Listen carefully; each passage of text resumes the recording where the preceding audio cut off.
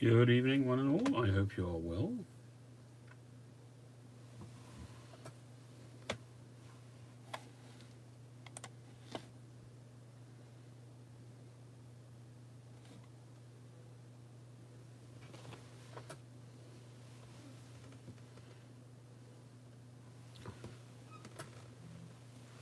Just bear with me a second, folks. I need to take a call.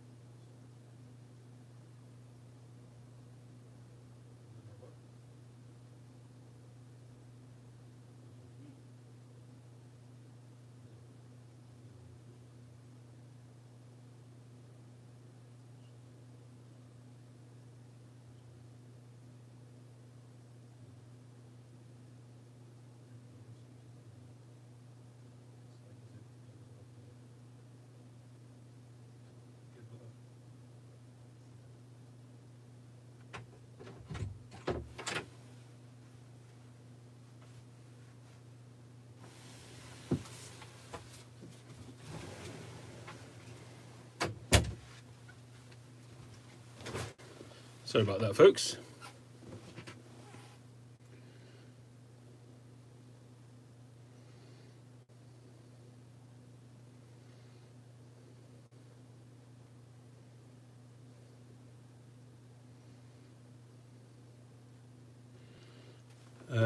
Hi, Year 1 Piper, Josh, James, Jack, Sasquatch, Matt, the Irish Piper, Andres Rigliano, how you doing? Who else have we got here? Ian Reed, Kev, how you doing, Kev? So the foot, well, I've started a more powerful medication, and that's definitely taking the edge off it. Doesn't seem to be solving it. My foot's still swollen, but at least it has eased the pain. So I have to still stay off it. I haven't been to the workshop today. I mean, I wouldn't have been anyway till sundown, but I haven't been since. So there we go. Right, I'd better light up a pipe. I haven't had a pipe yet today. The frothy coffee is in play.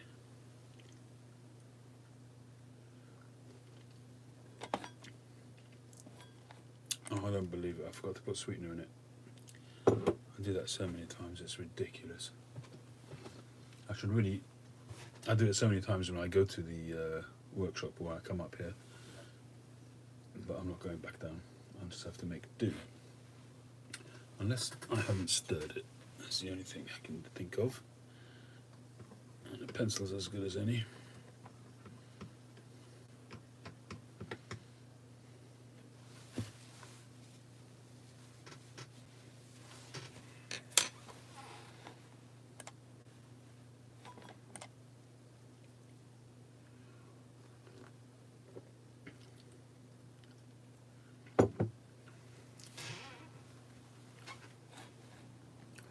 I'm having a particular problem. I'm trying to put my main screen on, and I keep getting this screen. An error occurred. Please try again later. Any ideas? It's it's showing the chat on the side, but it won't show me the screen. But when I go on my other phone, I can see it no problem. So, anybody got any ideas? Rich dark flake, nice. Was that a fresh batch, Jack? Was that from the latest batch?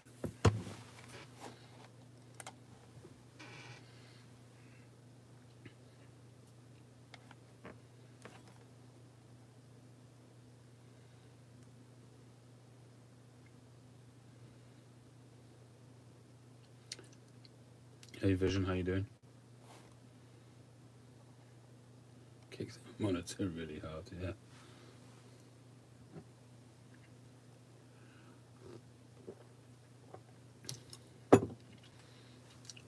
Coffee without sweetener is not my bag.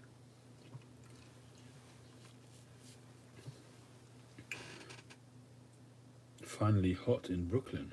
Good for you. Well, it's been raining pretty much all day here.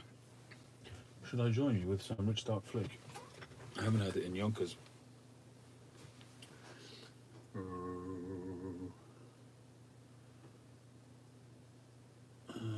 dark flake. I would have had some Old Dominion, but that's out in the garage as well. Hey Ganji. Don't kick it with your hurt foot.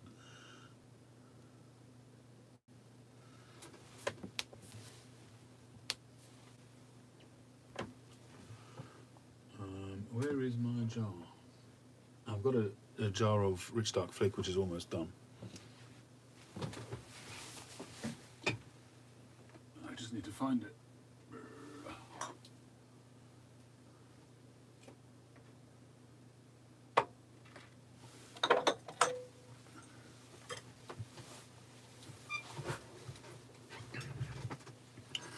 So that's my rich dark flake. There's about 1.5 flakes left in there. Luckily I was able to get in on the most recent drop from GQ Tobaccos and pick up some rich dark flake. I picked up some 1820 flake. Oh, this stuff smells good.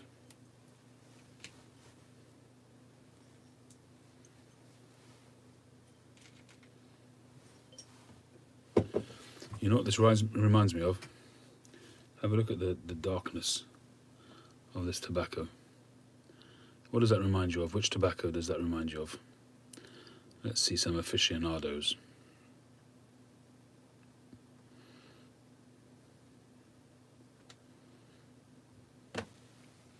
Anyone want to make a suggestion?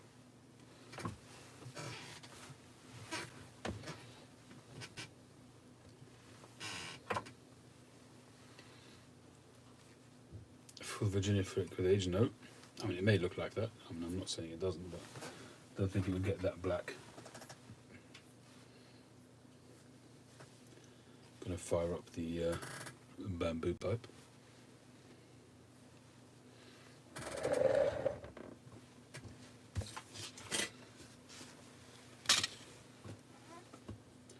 Come on, folks.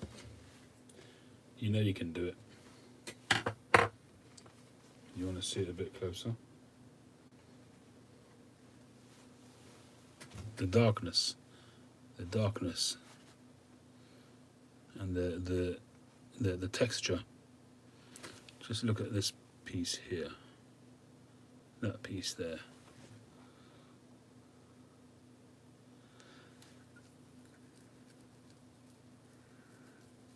I'm talking about McClelland's Dark Star.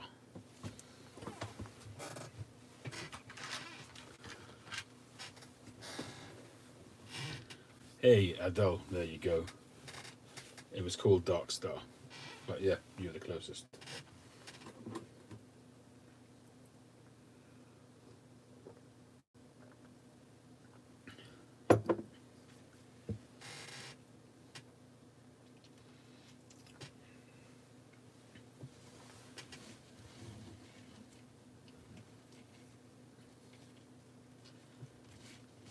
Hey, Ewan. Is it Yuan? I don't know how you pronounce that. Tony from Rhode Island.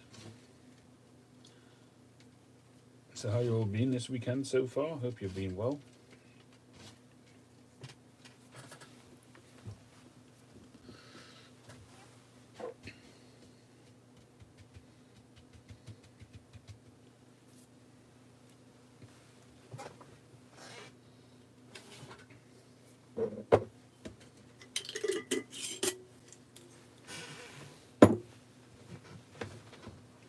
Robbie, I can't remember the names, I'm sorry. Oh, it's Iowa.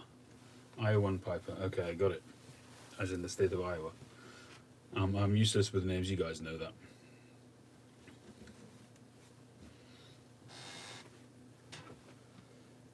I do have an open tin of Dark Star somewhere. It's the only tin I've got. There's just a few crumbs left in there, but you could see it, but I'm not going to fish it out now.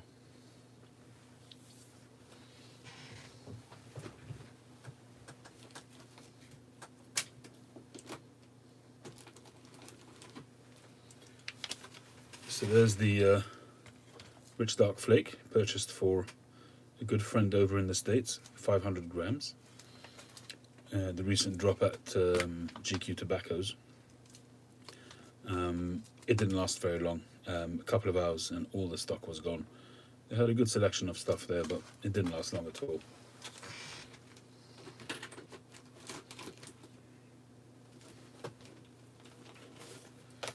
And for myself, I picked myself up a bag of Special Attica Flake, which will remain cellared for a good while. And of the other stuff, I just picked up 50 grams, just a pouch of 1820 Flake, just as a top up, and a pouch of Rich Dark Flake. In fact, I don't know what I've done with them. I think I put them in the tin.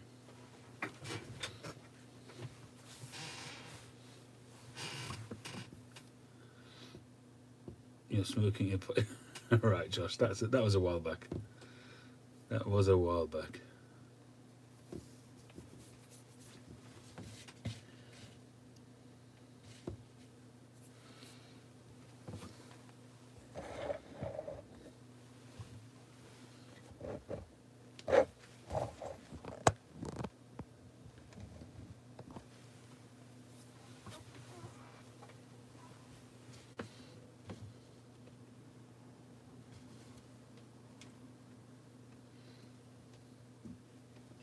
It really does break up, very similar to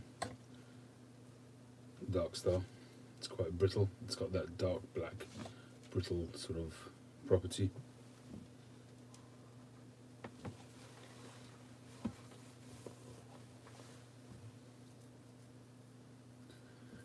$250 bag of Rich Dark Flake. Hey Tim, where did you get that?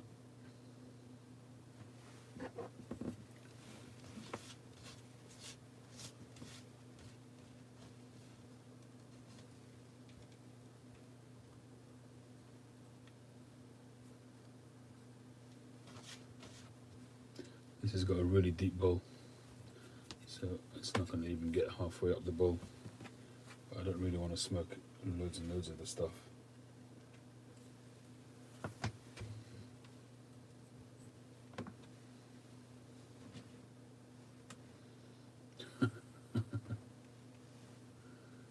I thought maybe you got it off a website somewhere. I was curious to know where you got it from.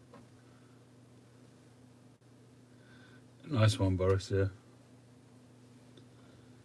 Although, apparently, if you go and knock on their door, you don't get a very warm welcome. So I hear.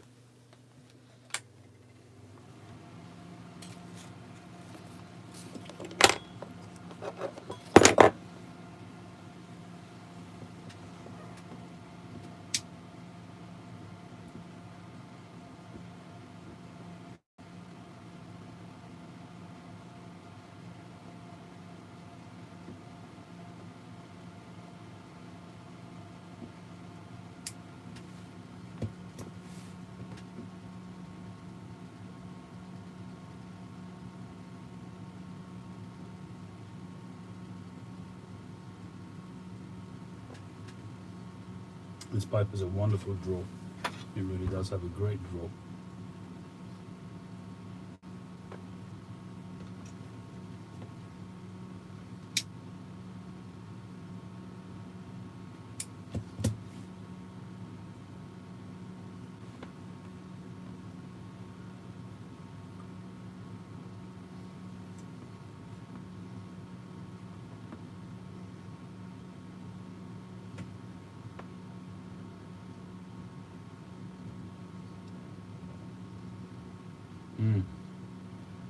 Thank you, Sasquatch. It is a good pipe. It's even a great pipe. If I try to pull it apart and find something wrong with it, the only thing that I could really say as a criticism is these two spaces are not the same width.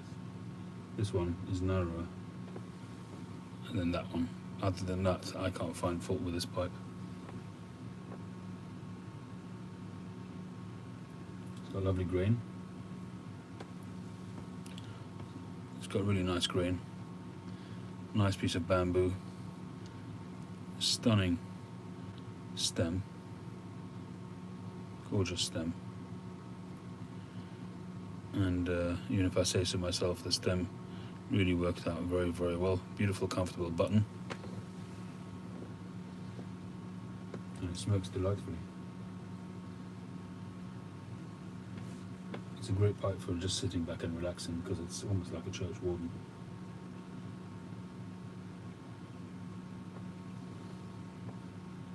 And it's surprisingly light, despite its size.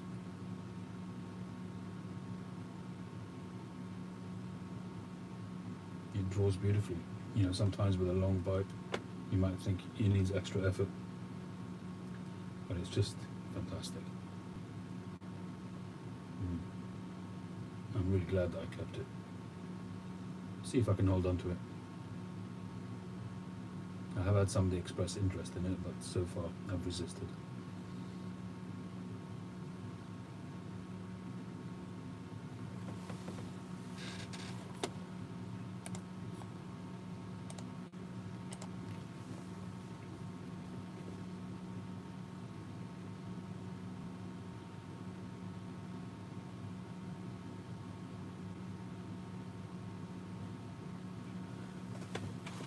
Been reading a lot of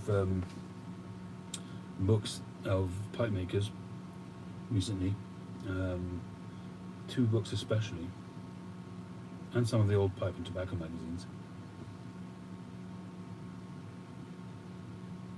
But there's a book on the Scandinavian pipe makers,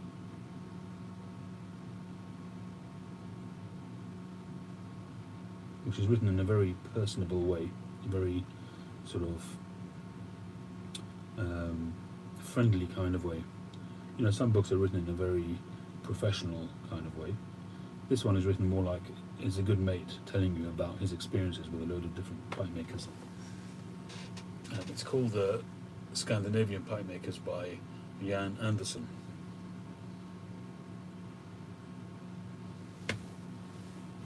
And the other book is The Pipe, a Functional Work of Art, which the Danish Pipe Shop had maybe a year or so ago.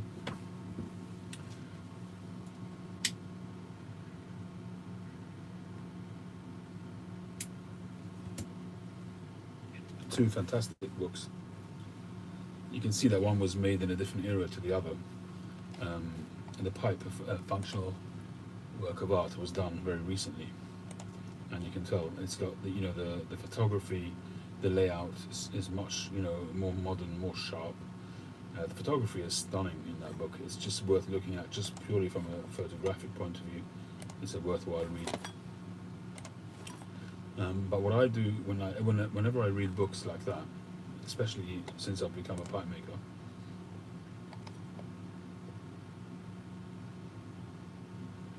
I love looking at the pictures of people's workshops.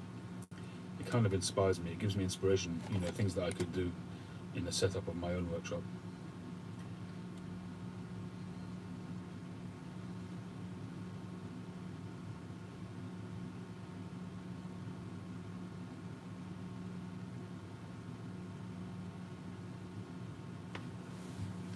I nearly pulled the trigger on that Castello book myself, Andrew. Is it in English as well as Italian?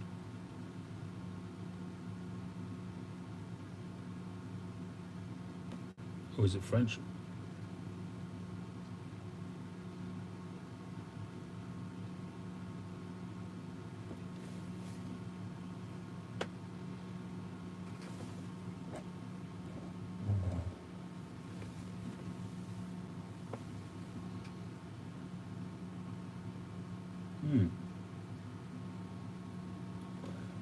I might have to reconsider that.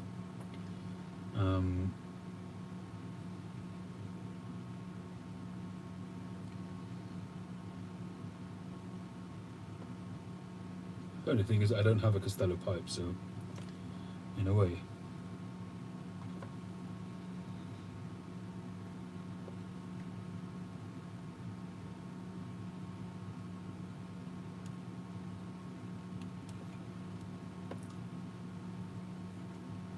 What would you say is the general sort of thrust of the book? Right, Sasquatch? Is it more to show just the variety of pipes? Does it show the process of making the pipes?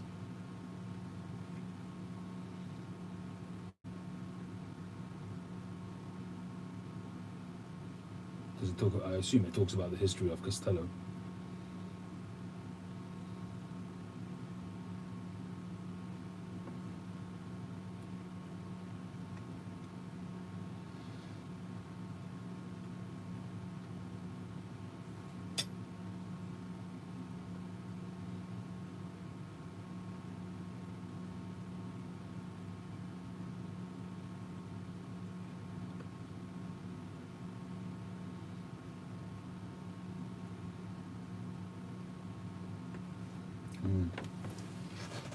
I like to see at least something about the process. Sometimes I can actually look at some of the pictures of people's workshops and actually get an idea of how I could actually do a process which I hadn't thought of before. By looking at the tools, by looking at the machinery, the layout even, I really enjoy looking at pictures of workshops.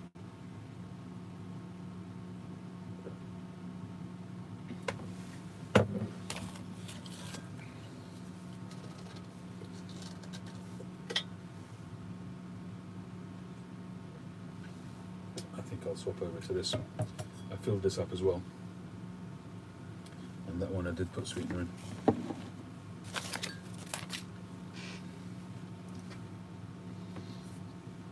This is the book of Psalms in Hebrew.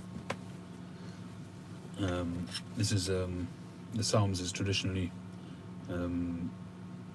prayers which you say, if you're praying for somebody to recover, somebody needs some kind of recovery, or from being unwell, or somebody who needs just general assistance.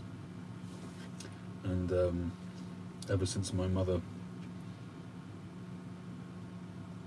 came down with a particular ailment,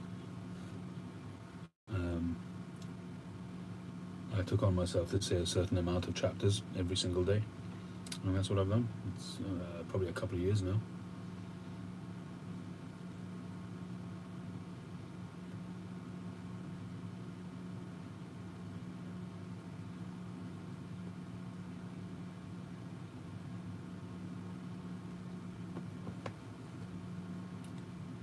Oh, nice, Jack. That's cool. All right, Vision. Be well.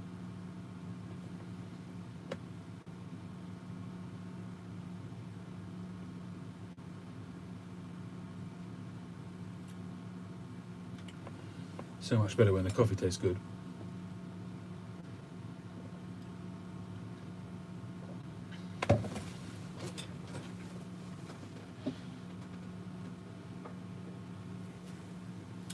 So I posted a video of this late on Friday, of this pipe, which I finished up. And I'm very tempted to actually fire it up myself. I really like sandblasted pipes with contrasting smooth areas.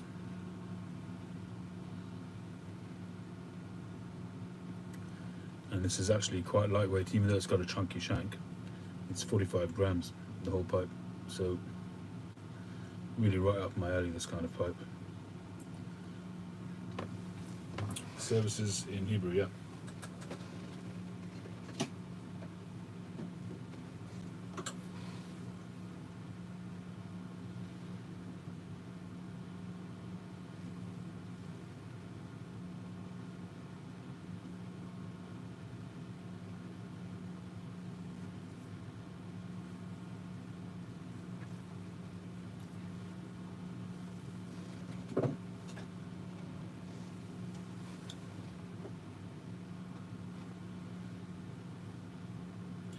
quite a few pipes, which some really nice pipes, which are still available on my site. Some which I'm quite surprised that they haven't gone yet. But you know, you can't predict which pipes will be liked by people. There's one.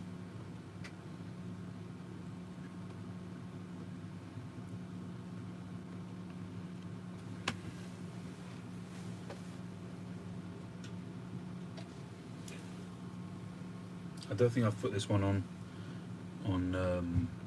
my website yet, actually.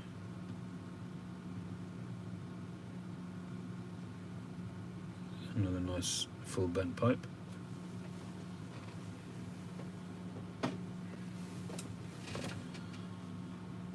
Well, my whole education was in an Orthodox Hebrew school, Jewish school. So yeah, everything was done, and not Hebrew as a language, not really as a language, but just whatever we learnt was based on the original text rather than translated text.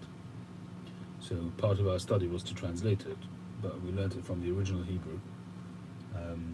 But my mother tongue is English, so we learnt it in English, but it was from original text.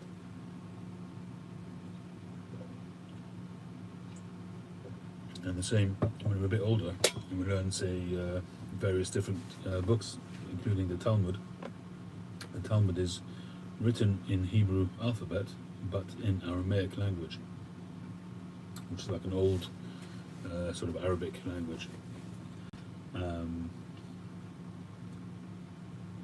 that's the same. We learn that, we study that from the original text, but obviously study it in your own mother tongue, whatever that might be.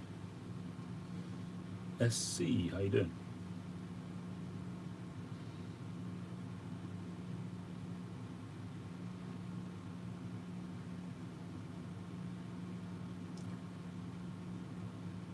What are you on about, Josh? The first 5 correct.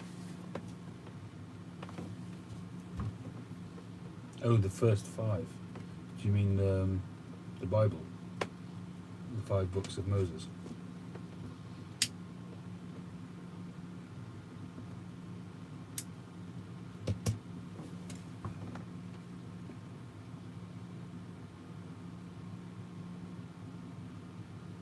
So was that a question?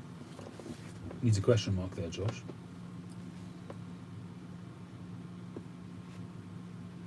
So the first 5 books of Moses is the Old Testament, essentially. So the Old Testament, in I guess in non-Jewish circles, would be in English. But if you're learning in an Orthodox establishment, you'll be reading it in Hebrew, in the original Hebrew text. But you'll be translating it into English, or whatever your language might be. Yeah, so that's what we call the 5 books of Moses, Josh. G'day, Glenn. The 5 books of Moses, and then you go from there to the prophets and the scriptures, basically. But what you're talking about is the 5 books of Moses, which we call the Torah, and pretty much orthodoxy, Jewish orthodoxy, is based on that.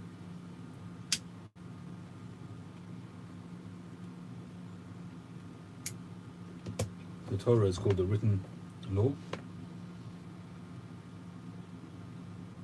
and then you have the oral law, which comprises the Mishnah and the Talmud, which essentially is interpretation of the written law of the Bible.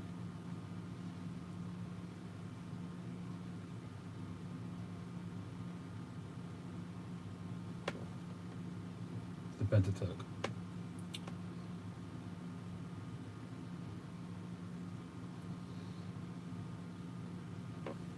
Or Pentateuch, some people pronounce it differently.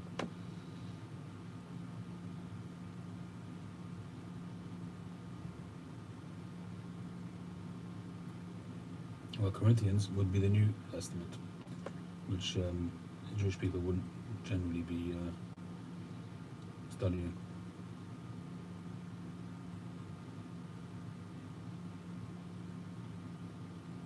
Yeah, it's gone crazy. It's gone viral. We've had a big uptick in anti-Semitism here as well.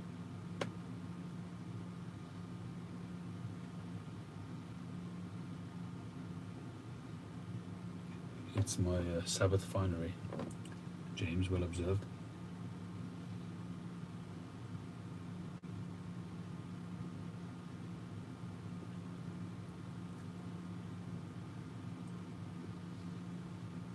Yeah, it's gone a bit crazy. Apparently in town there was an anti-Israel demonstration today. Some 200,000 people.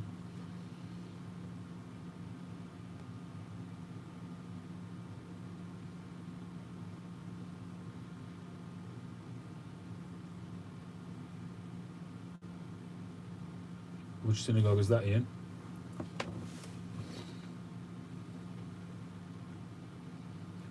Do they have a Reform branch of Judaism? Yes, they do, George.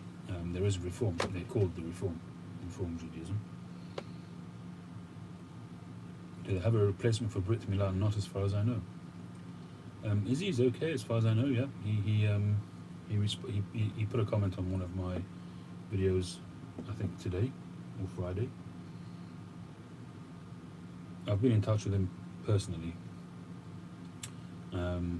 so he's okay.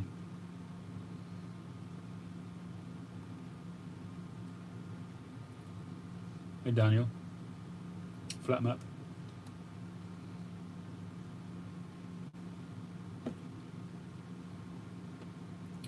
Festival was very nice, thank you, Tony.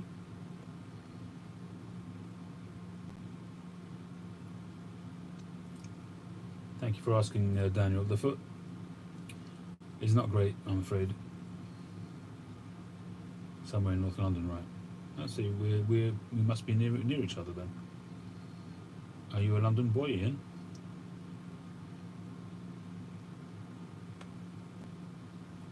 We should meet up.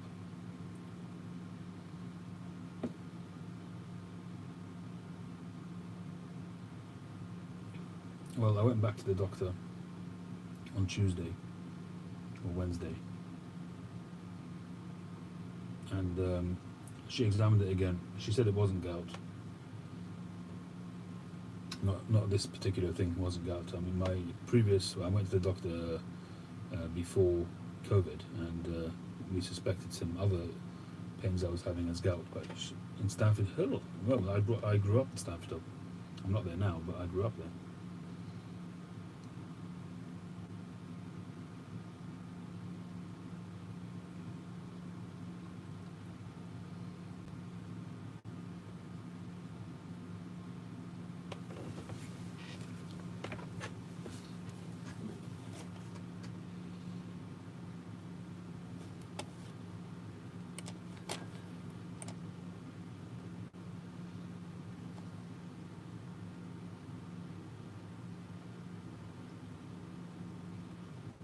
Well, hopefully that won't be too long, Ian, with a bit of luck.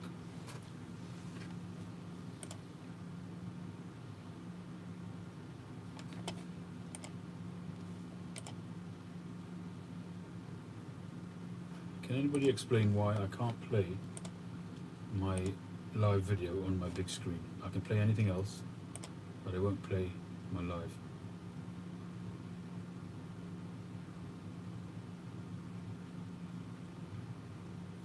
Thanks, Daniel.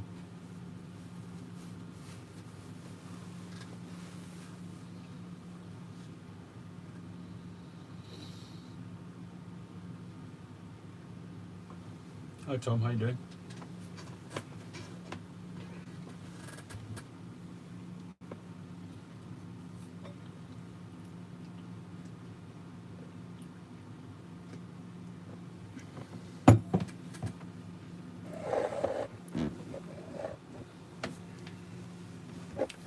Well, Friday it stopped me from working.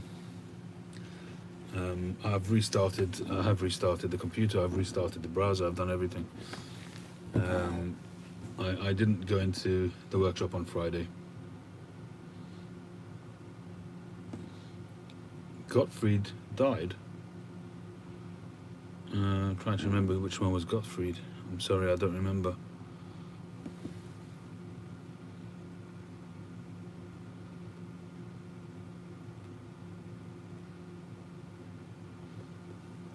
But the doctor put me on stronger meds, which I only got on Friday afternoon, and it's definitely helped. It's definitely taken the edge off it, but it's really just artificially masking the problem, because I can see that my foot is still swollen, and as soon as the meds start to wear off, the pain comes back. So I have to try and remember to stay off my foot, because the damage is still ongoing. If I stay on it, just because I'm not in pain doesn't mean that the damage isn't happening. So I've got to be conscious of the fact that I need to still stay off as much as possible.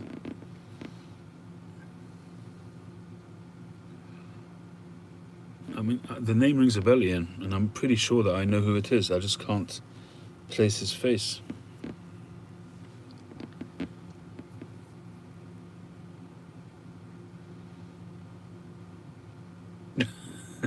James. Well, the one of them I'd already recorded. Well, I did record them all on Friday. I think there was 3 videos that I put up, maybe 4.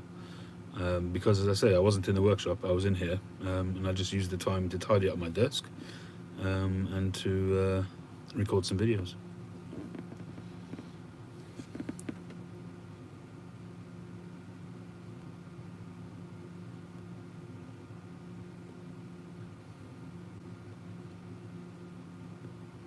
The only time that it will determine, Daniel, the size is if I'm doing a tapered shape.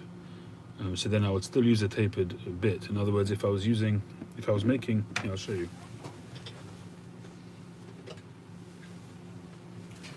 So say a pipe like this, which has got a very sort of sharp taper. This one is not even that bad, but sometimes, you have where it gets really thin, and you don't want to get too close to the chamber, so I might use an 18mm.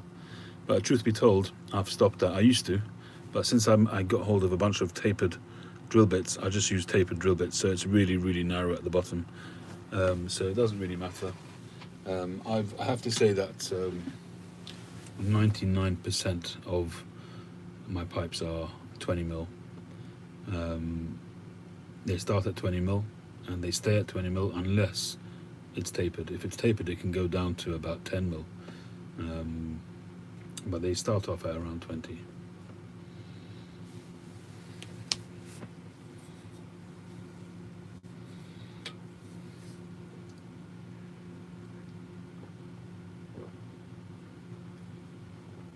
To me, 21mm is the perfect width, the most versatile width for a tobacco chamber.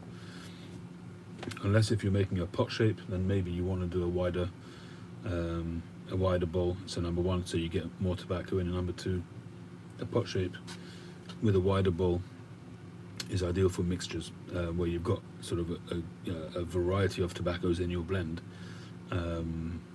where you can put it this way: no matter how deep the bowl, at the end of the day, what you're tasting is just the burning ember at the top. Okay, the smoke might take on a minutiae of flavor as it comes down through the tobacco, but not really. So all you're tasting is whatever's burning at the top, the lit part, the ember. Okay, so if you've got a very narrow bowl, then a very small part of tobacco is actually burning, and what you're tasting is that little bit of tobacco. If you get a pot-shaped pipe and you give it a wide bowl, you put a typical English blend in there, Latakia, Orientals, Virginias, Perique, everything in there, like a kitchen sink kind of blend with a wide pot shape. You're going to taste many more of those tobaccos at any one time, because you've got a wider ember, you've got a larger surface area which is burning at any one time. I find 20mm.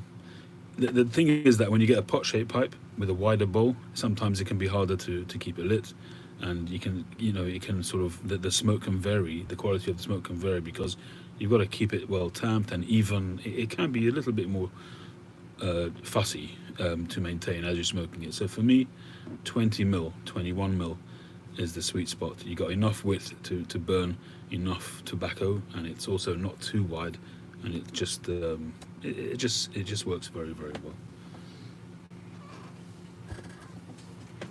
20mm works, yeah, for flakes. If you're doing the folding stuff, I don't do folding stuff myself.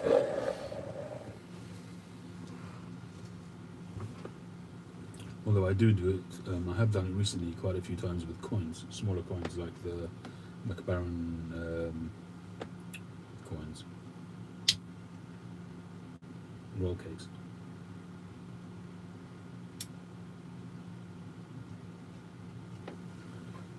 What I do with the roll cakes is I'll take 3 or 4 of them, fold them in half, and then put them in. The important thing to do with when you're doing the folding stuff is to make sure that there's room inside the chamber for it to expand once you light it, because when you light it, it all expands. If you stuff it in and there's no room, then what happens is when you light it, it expands and seals it shut, and you can't get a draw through it. It won't stay alight because there's not enough oxygen. So, Daniel, that's a good question. I've got a couple of pipes with extremely tapered bowls. This is a gorgeous apple from Boswell, one of my earliest pipes that I got. It smokes Boswell's Northwoods most of the time, or special Latakia Flake, nowadays some 1820 Flake, and it is fantastic. It does taste great. This thing tapers down literally to a point, so it's like a V shape. My tapered drill bits, some of them do taper down almost to a point, and some of them have a very slight U shape. So it's called UV or VU, but UV. So it's a U shape, but also a V shape. So it's somewhere in between. So I've got a variety of different ones, but I do find that they smoke very well. Do they concentrate the flavour? Maybe as you get down towards the second half of the bowl, maybe.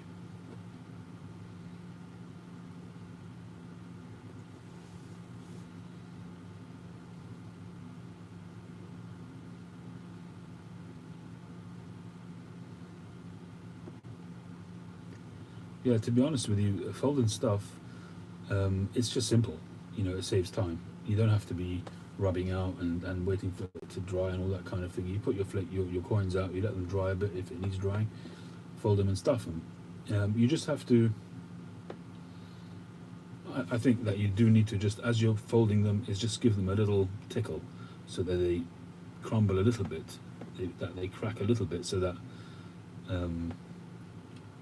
when it goes in the bowl, it does spread nicely once it warms up.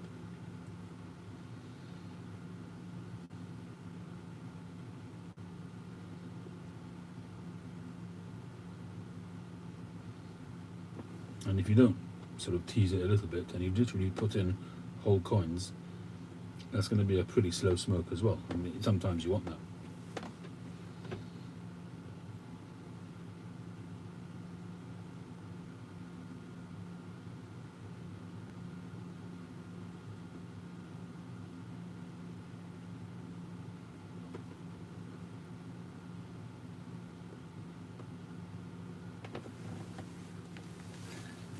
And by the way, Glenn, I haven't sent it to you yet, but I got you one of these. Remember I said to you I'm going to send you an aged tobacco. I wanted to get you, what was it called? The other one. I can't remember the name, but they were out of stock when I went back. They had a couple of aged ones, but they were out of stock. But I managed to get one of these for you. It's like a brick. I can feel it's a square cake in there, but it's solid. I've put it into a bag just to keep it. It's sealed. It's never been opened. It's a sealed bag, but that's got your name on it. Hey Phil.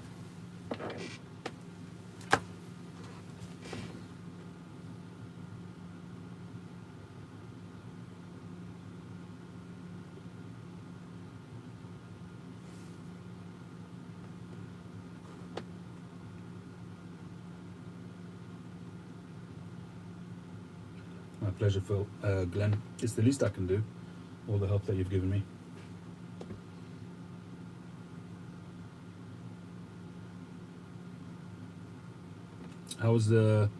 What's customs like over there in Aussie land? Are they very efficient? If I send it over as a toy train carriage?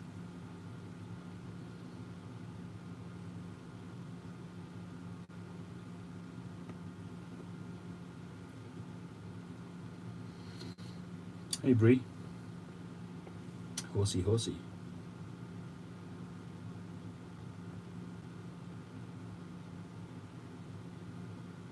50-50, yeah.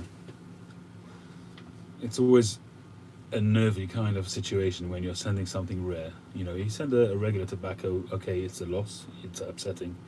But when you send something rare, which you're going to have difficulty replacing, that's always a worry. Coin toss, yeah.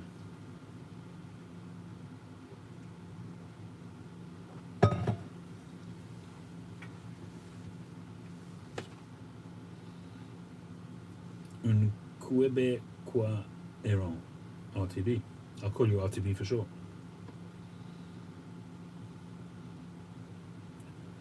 Daniel, I don't know. I can only speak for myself as to why I prefer flakes over ribbon. First of all, there's an aesthetic, just the way it looks. It's just an attractive thing to look at. It's beautiful to look at the different layers of tobacco, to see the brights and the darks and everything like that. And you can see the tobacco in there. You can see the quality, you can see the leaf. There's the processing part of it, that the flavors, the oils, the moisture, the humidity is going to hold a lot better in a flake, because it's kind of in sort of sandwiched between layer after layer after layer of tobacco. With a ribbon cut, you've just got little strands, and you know they first of all it's a lot easier. Sure, it's a lot easier to load your bowl, but with flakes you can actually control how it's going to burn as well, because you can decide how heavy or low or thinly to break up, to rub it out. You could rub it out so it's a fine dust and it will burn fast. You can rub it out very gently so that it burns slow, or don't rub it out at all, just fold and stuff. So you're also getting, I think, you know, first of all, like I said, the moisture holds better.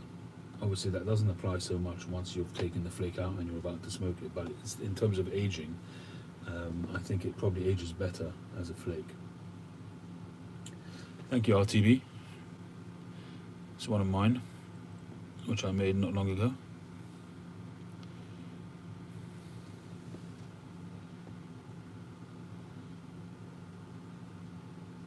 Well, the flakes will burn slower if you don't break them up, if you don't rub them out to a ribbon.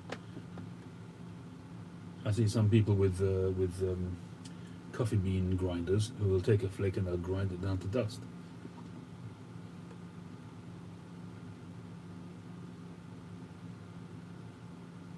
But I assume that you break it up into chunky pieces, which I do. I usually will rub them out to a consistency a little bit like McBaron's Amphora Virginia. So quite chunky bits. You know, it looks a bit like a ribbon cut, like a thick ribbon cut.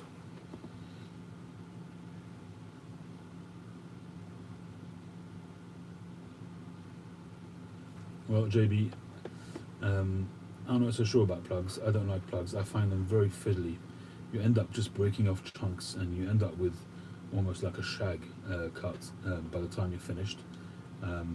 So if you've got a plug and you've got a very sharp knife and you can cut it so that it's a flake, then you might as well get a flake.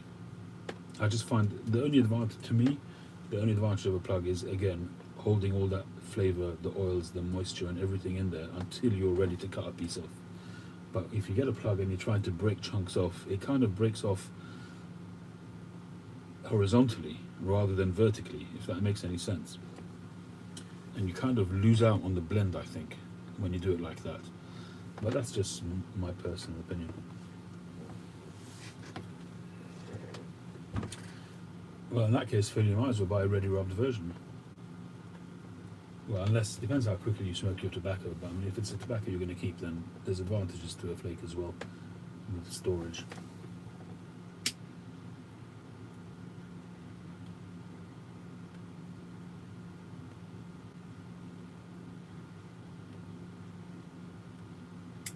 I think this is almost done.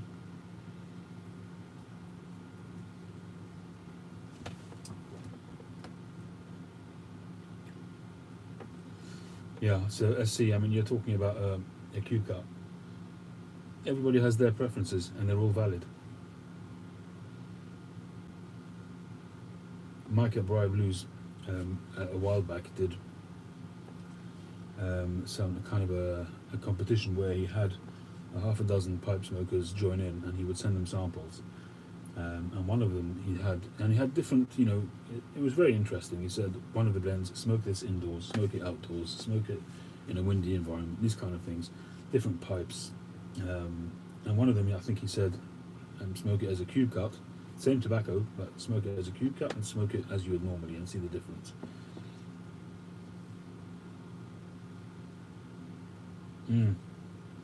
Yeah, Glenn, that was the one I tried to get. Because the first time I looked, it was there, and the next time it wasn't. It was the Mick McQuaid that I tried to get you.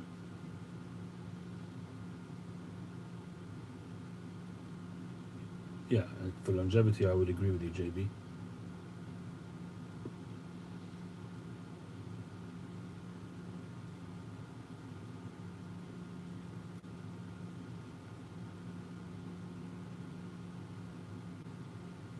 There's so many different sort of varieties of ways that people prepare their tobacco, and there's so many different sort of contributing factors which play at hand to see what's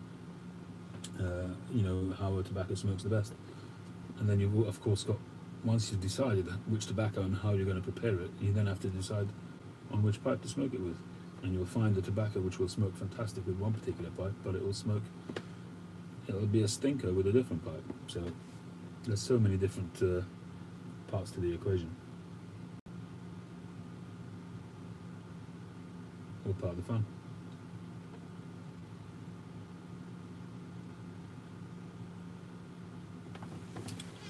There was a guy on eBay for a while who had Mick McQuaid plug. That's not who I was going to buy it from, but I haven't seen it for a while. Mick McQuaid plug. No, so you can only get the empty tins now.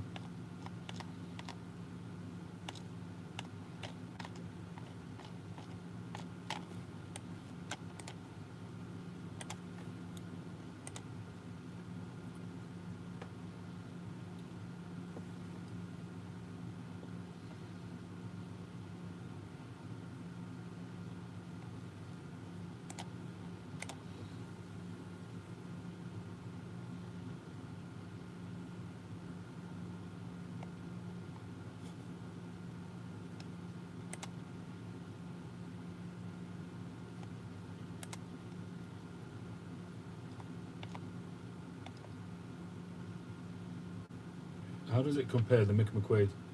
How does it compare to the Petersons, the 3Ps?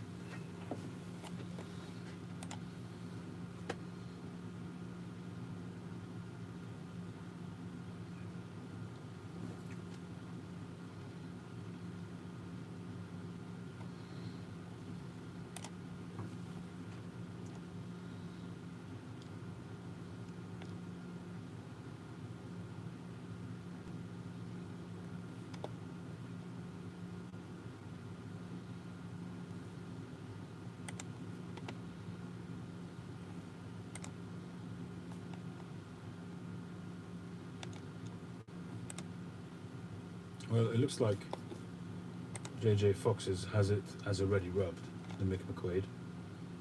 Is that any good to you, Glenn?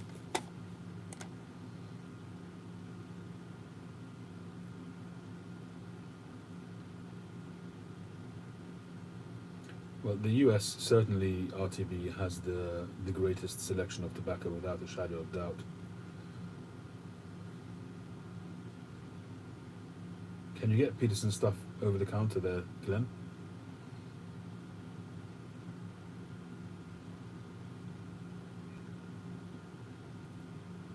Can you get Peterson stuff over the counter in Aussie?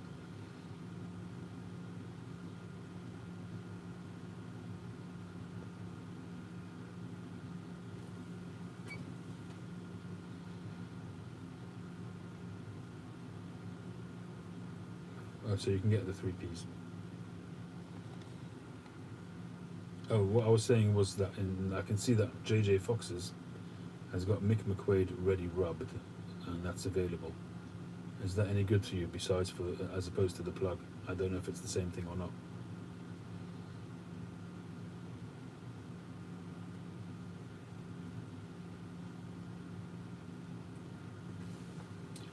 Crumble cakes, I suppose. Yeah, that's probably the ones that I've sort of had a negative experience with. So things like Seattle Pipe Club, those kind of things, they're really a crumble cake. You're right, Phil. Yeah, I would say so.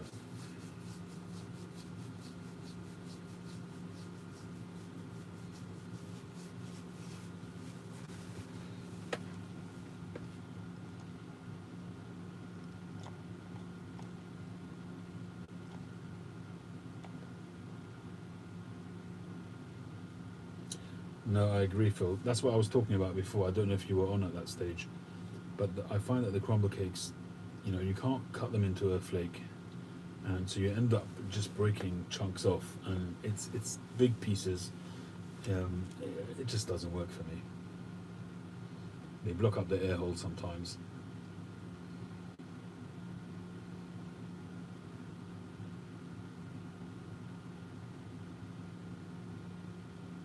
Hey, Tiago. 35. Well, that's expensive, but it's not as expensive as some other countries, Tiago.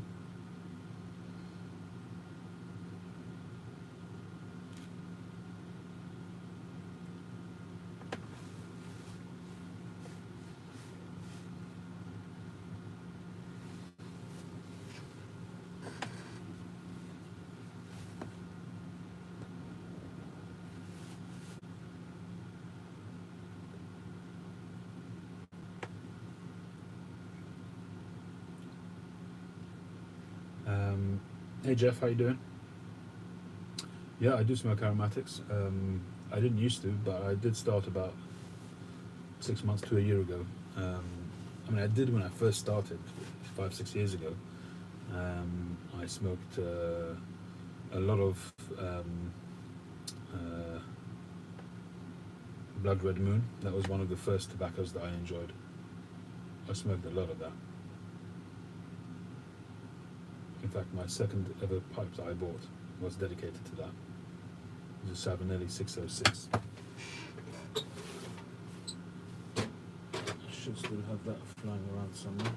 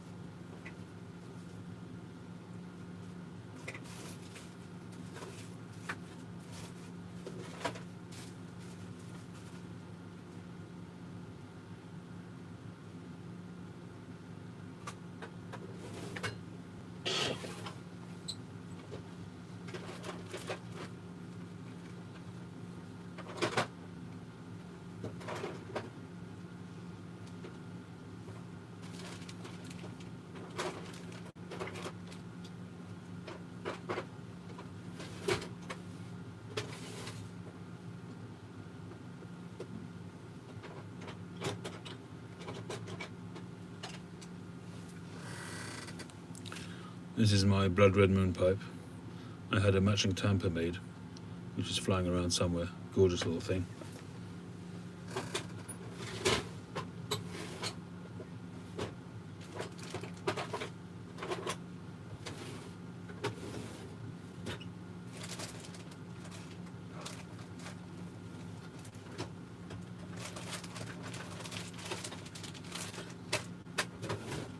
Oh my luck, I probably won't find it now.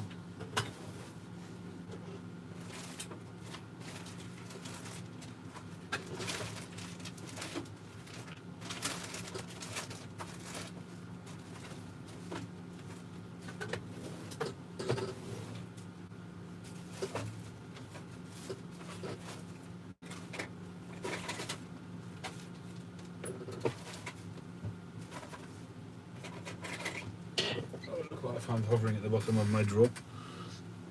a falcon stem.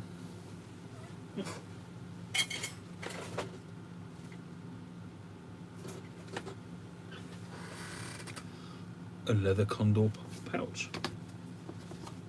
Very nice. I think I won that. A pipe nail in there. I think I won this pouch at Pipe Club of London.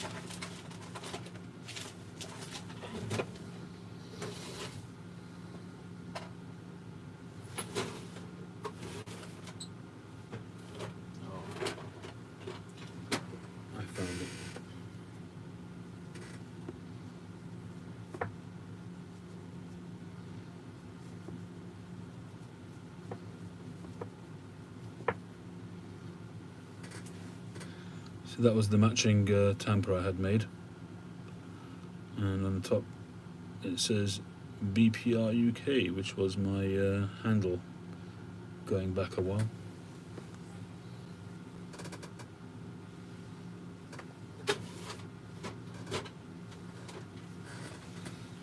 Yeah, cool.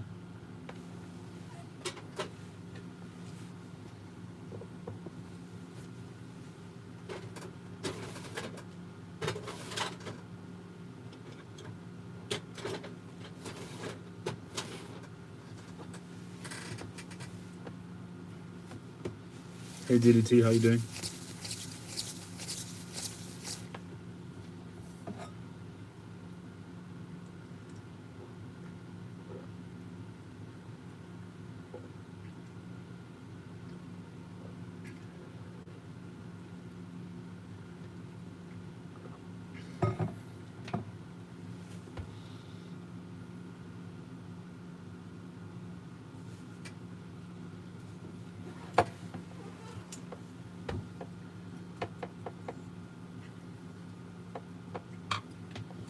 I can attest to that about the thumb being the tamping device. I had a teacher when I was a kid.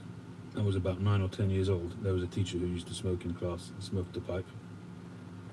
He had two pipes that I ever saw. One was a corn cob. It's funny how I remember these things nowadays, because I had no affinity to pipe smoking in those days. He had a corn cob. I distinctly remember the orange stem on the corn cob, and he had a falcon. And because I remember it being metal, and he smoked clang, and every so often he'd smoke, if it was a special treat, he'd smoke a cigar, and I'm pretty sure it was a Romeo and Juliet, but I'm not sure. I can't say for sure. It had a silver tube. He would normally come in a silver or a white tube, and he would smoke it for 20 minutes and then put it back in the tube, and then maybe take it out later on and smoke it again. But he used to tamp with his finger.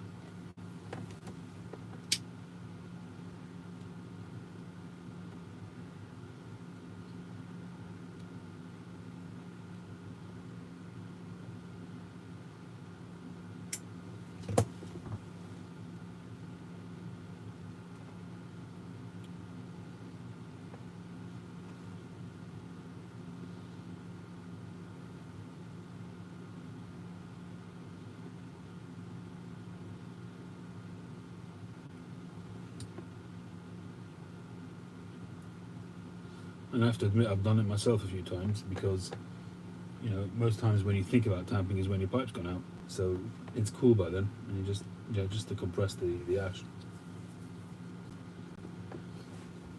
If I haven't got a tamper to hand, I'll use my finger.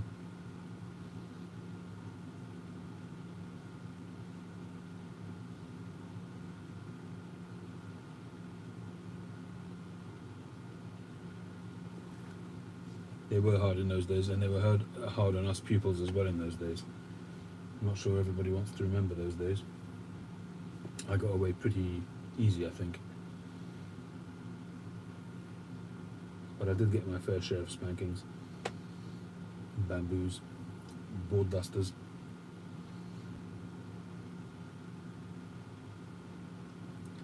One time I had a teacher, I don't remember what I did wrong in class. It was the middle of a lesson and he threw a board duster at me. So you remember the old board dusters? It was basically a chunk of wood with a cloth kind of velvety rubber on the other side of it. So it was probably around that kind of size, but thicker, and most of it was wood. And so he threw that board duster at me. I don't remember what I had done, why I deserved that, but I was incensed. I got the board duster and I threw it back at him. I'm not that kind of guy, really, honestly, but I did at the time. I was very angry. I was only about 10 or 11 at the time. I know that I wasn't more than that because I left the school at 11. But I remember throwing back the board duster at the teacher.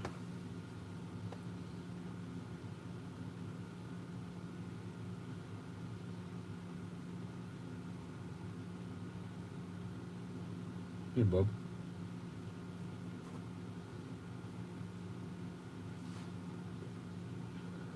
I didn't get a slipper. We had one guy. It didn't happen very often, but he was the principal, and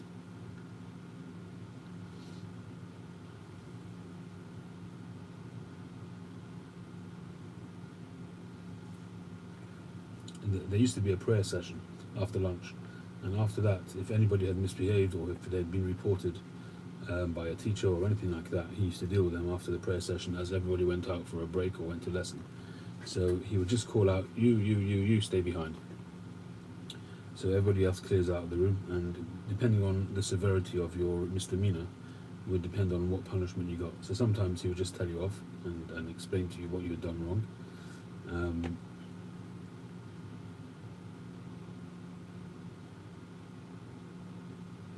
Sometimes he would bend you over the table and whack you with his hands on your backside. So you'd either get 2, sometimes you'd get 1, sometimes 2, and sometimes 3. And if it was really, really bad, you'd get 6 of the best. And if it was a really, really severe situation, he would take his belt off, a leather belt, and he would strap you. And again, either 1, 2, 3, or 6. Those are the days. A good one for...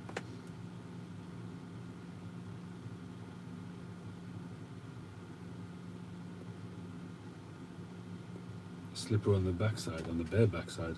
Well, you're in a boarding school, I guess. We had one teacher, a French teacher, and he used to take you out of the classroom, pull your trousers down, and smack you on your bottom. And I always resisted that. He always had a struggle. As you say, nowadays, you never get away with that.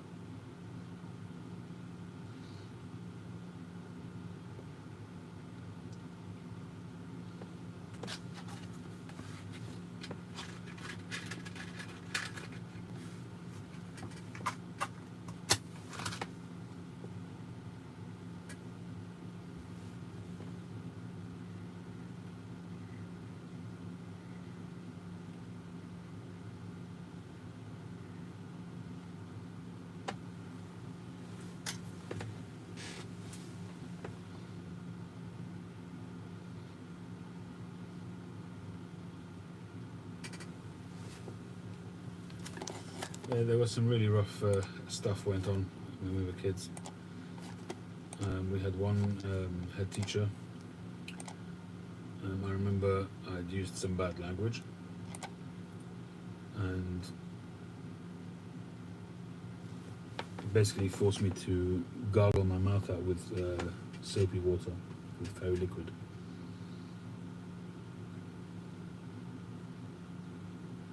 But there was another kid. He was a big strapping lad actually, who had very bad circulation on his hands. And this head teacher, he used to dole out the bamboo. So your bamboo, you either got it on your hand, but if it was really bad, you got it on your knuckles. And this kid, he drew blood on this kid, and that guy nearly got into serious trouble. The pupil's father came in and really wanted to deck the guy, but he whacked him on his knuckles and drew blood. And he did get into trouble over that.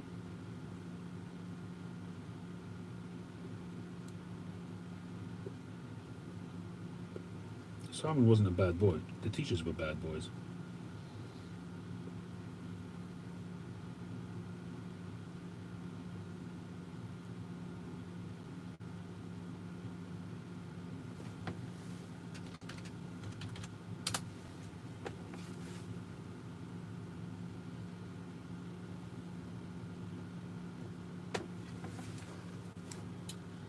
Yeah, I think that was like a means to an end. They would whack you because they wanted to see you cry. They wanted to see you sort of submit to their power. And if you didn't, that made them more angry.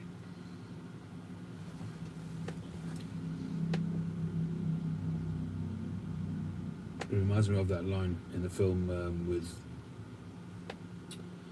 Good Will Hunting, where he was talking to, what's her name? And he said his father used to come in and put down, what was it, his belt and a spanner, and he said, you choose, and he always chose the spanner. Same kind of reason.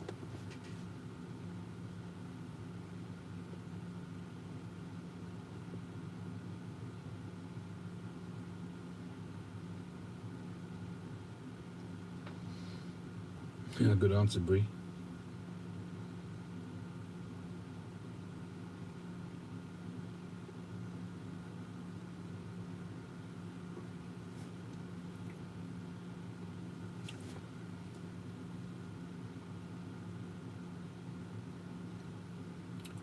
KBV you can only get from their website, I think. I haven't had the fortune to get any of their tobacco yet. I think a lot of it is done in conjunction with Chris Eldridge, isn't it?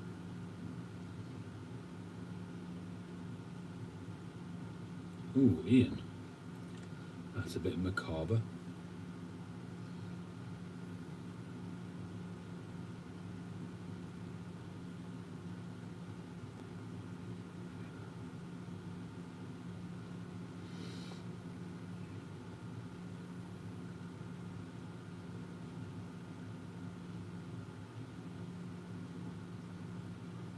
Did you regularly dole out the cane, or was it an exception?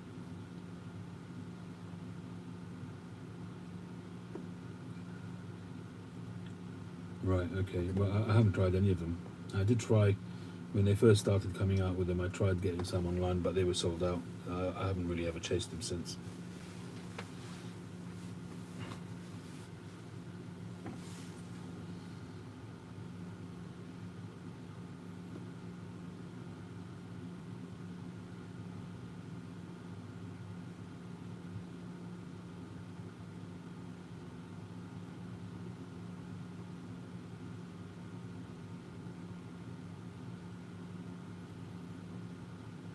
Where is he based, KBV? Is he in the States?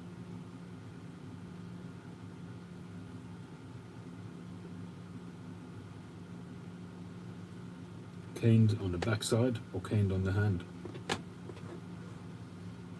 I think we should get Cane Rod Piper in on this discussion. Ask him why he's called Cane Rod.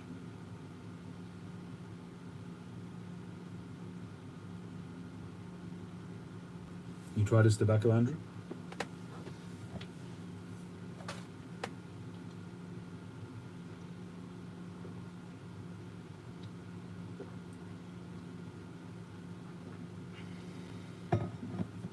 On the butt, on the backside, the butt, the bottom, the posterior,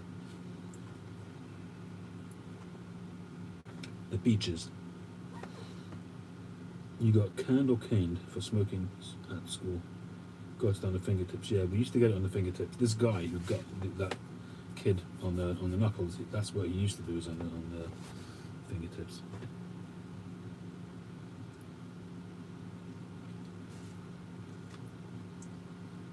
I mean, we used to have some crazy guys. I mean, we had one teacher, and he was a younger class. I think he was like for 7 or 8 year olds. He would take a lighter to your mouth. I don't remember why, but he was screwy. I mean, he was nuts. He would take a lighter to your mouth.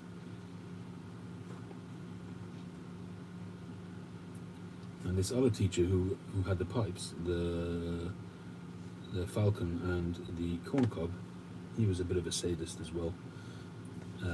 Oh, going back in time now.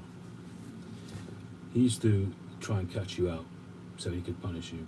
So he would light his cigar, light his pipe, so obviously all the kids are distracted, always very interested in watching him light his pipe.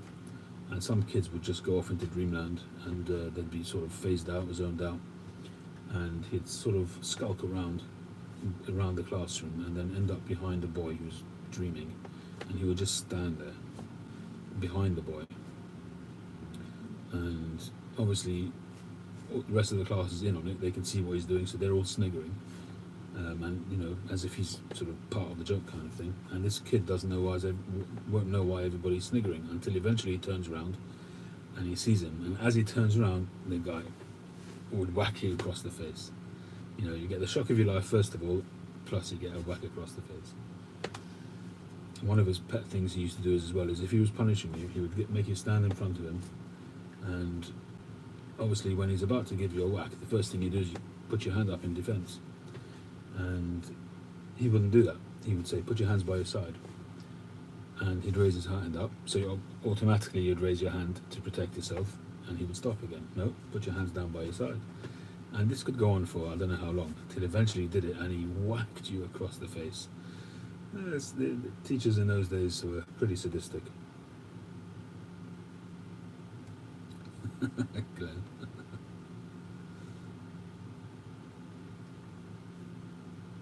Two for flinching, yeah, something like that, DDT. I once embarrassed one of my teachers.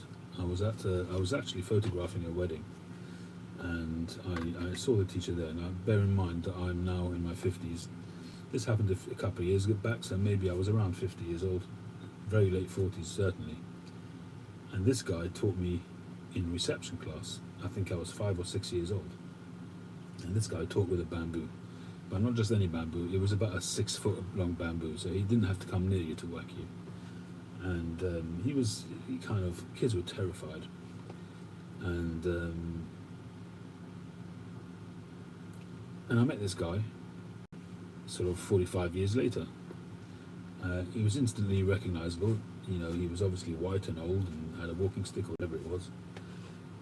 But I always remembered him as this guy with a bamboo stick. So I went up to him, I said, hello. He said, hello. I said, I actually almost didn't recognize you without your stick.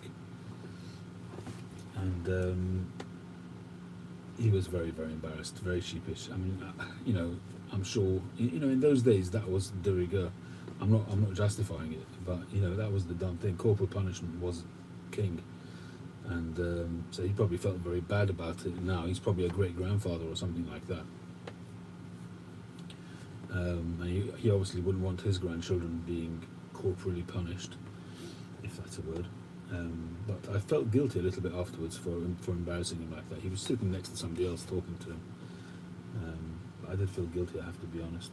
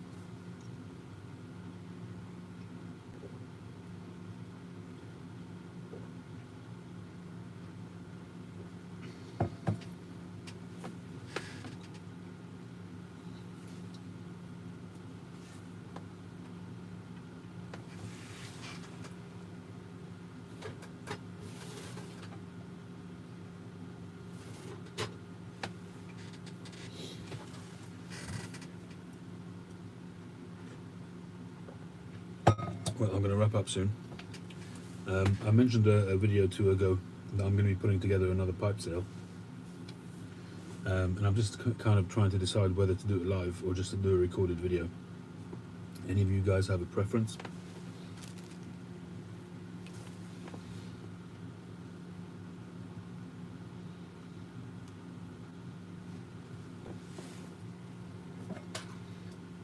No, they don't, James.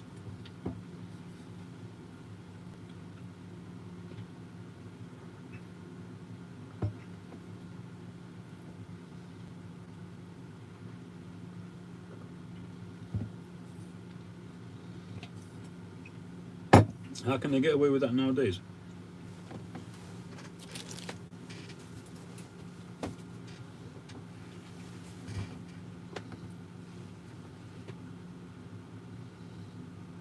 Plastic Tupperware salad spoon works well. I mean, it leaves no bruises, no evidence.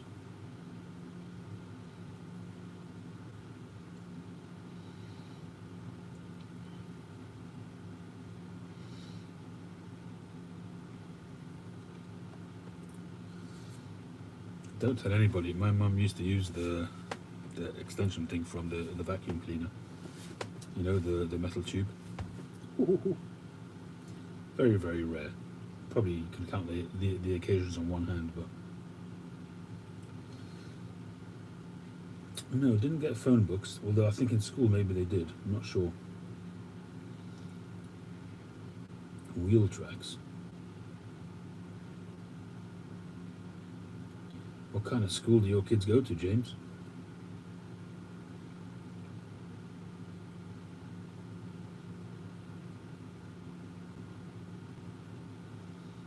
Seriously? Man, Johnny.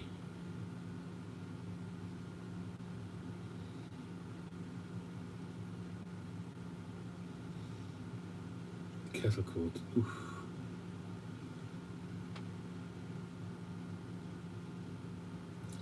Yeah, wooden spoon upside the head.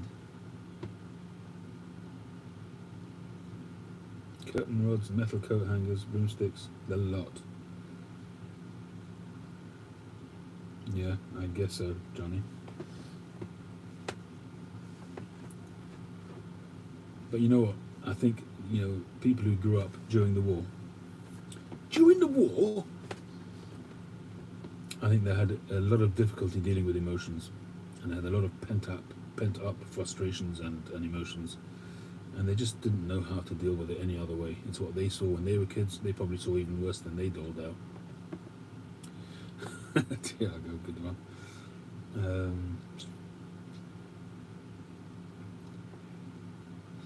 And they just didn't really know how to deal with all of this stuff. And it was just simpler to just go whack it, and that was it. Done. The real sadistic bastards, they literally would beat their kids. That's a different story. So if even all this stuff that we're saying that is really horrible, but you'd get a whack and it's done.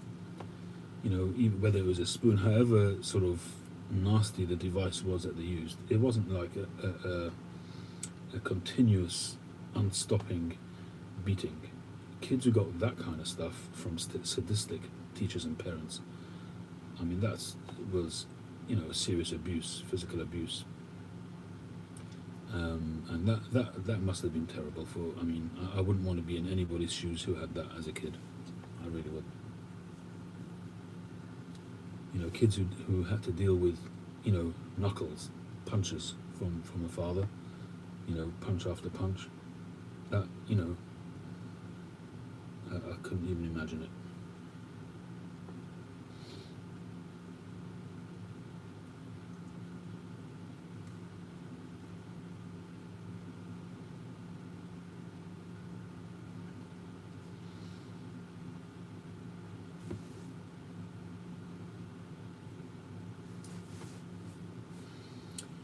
Well, on that cheery note,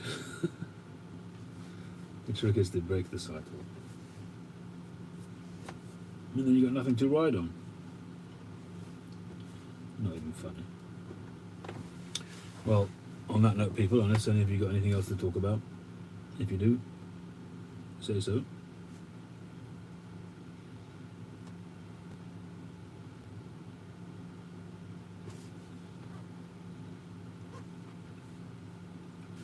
Alright, so Josh, Ian, Glenn, Tiago, SC, Jeff, Tiago, said Tiago, Ian, Johnny, Hawk, DDT, James, Andrew Sirigliano, Bree, Phil, RTB, who else? Boris,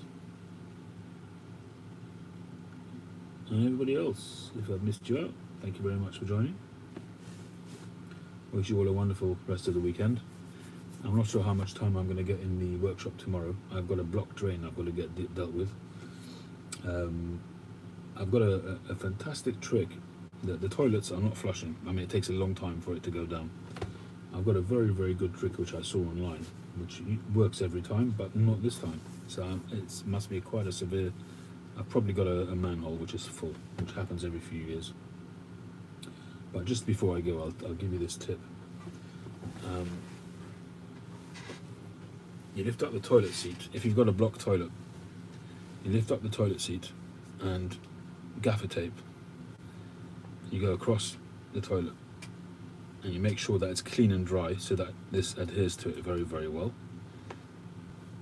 And you go across, and you overlap, obviously, and you make sure that everything is stuck down very secure. And you seal the top of the toilet. When you're sure that everything's nice and secure, you then do a couple of gaffer tapes across the length that way so it holds it all together. When it's all sealed, you flush the toilet. So that first flush will bring it up to the top, and then you flush it again, and then you have to hold it down because the water forces up. You have to put all your weight on it to hold it down, and that water forces it back down through the toilet, through the plumbing, and it forces whatever's in the way through. Generally, that has always worked for me, but this time it hasn't worked, and I'm worried that I'm going to have to get a company into rod to clear the drains. So that's going to cost a pretty penny, which I was not looking forward to, which I wasn't prepared for. They're very expensive, these people.